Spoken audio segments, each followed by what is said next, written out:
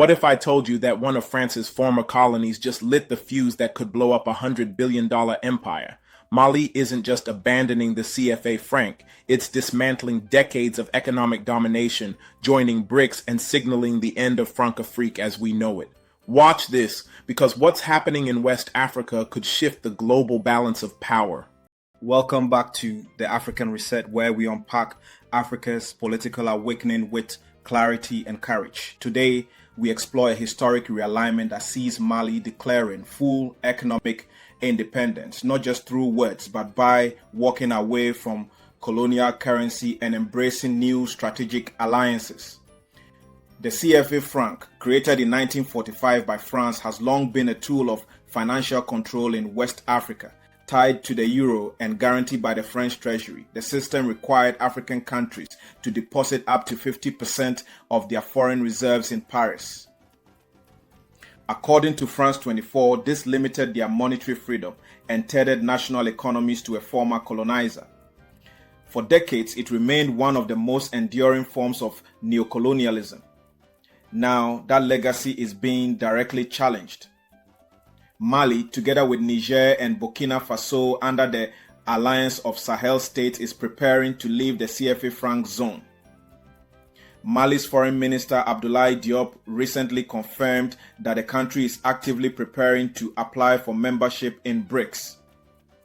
As Reuters reports, this move is being coordinated with new partners, particularly Russia and China, who are offering trade in local currencies, access to the BRICS new development bank, and large-scale cooperation in mining, energy, and agriculture.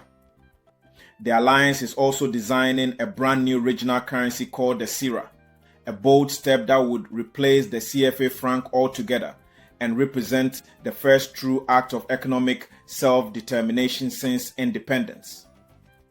According to Al Jazeera, this isn't just political theater. Is backed by growing Russian military partnerships and major Chinese investment in lithium, gold, and energy infrastructure.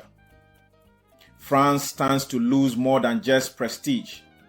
The financial damage could exceed $100 billion once you consider Mali's gold reserves, Niger's uranium, and the loss of guaranteed reserve flows to the French treasury.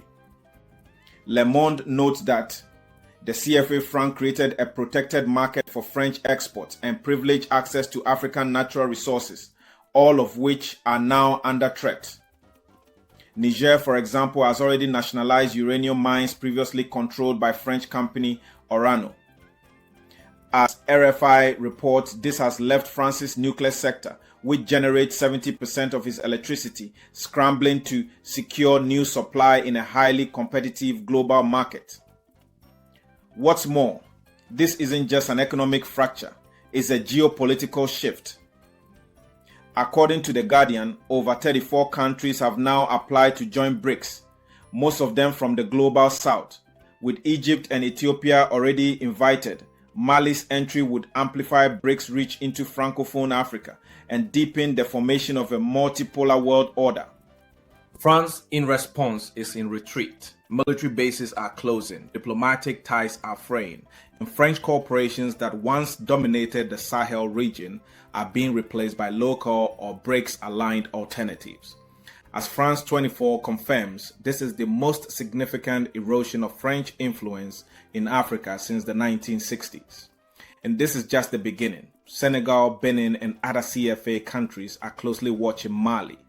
If the Sira currency proves stable and Brics provides a supportive economic alternative, we could witness a regional chain reaction. What we are seeing is the second wave of African decolonization, not political but economic. At the African Reset, we believe Mali's move is more than symbolic. It's transformative. For too long, African countries have been treated as extensions of European economies, their currencies managed abroad, their futures decided elsewhere. What Mali, Niger, and Burkina Faso are doing now is reclaiming control, not just of policy, but of possibility. This is not isolation, it's realignment. They are not rejecting the world, they are choosing a new one. And that world is no longer centered in Paris or Brussels, but emerging from Bamako, Niamey, and Ouagadougou in partnership with BRICS and the Global South. This story offers a powerful lesson for both African citizens and global investors. Unity, vision, and bold strategy can shift even the most entrenched systems. When African nations negotiate as equals, not dependents, they can restructure the rules and regain sovereignty over their resources, currencies, and futures.